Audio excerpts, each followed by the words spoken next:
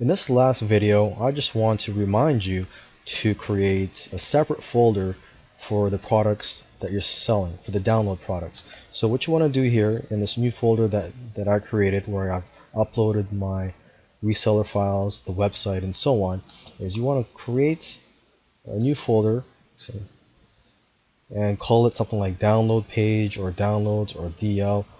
I'll just call it downloads for now.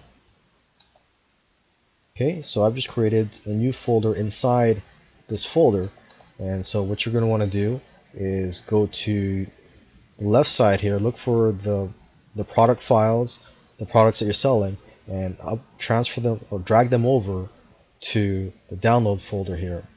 And once you have them in this folder, you could just insert the links, the URL links, into the download page and then upload your download page to this website folder.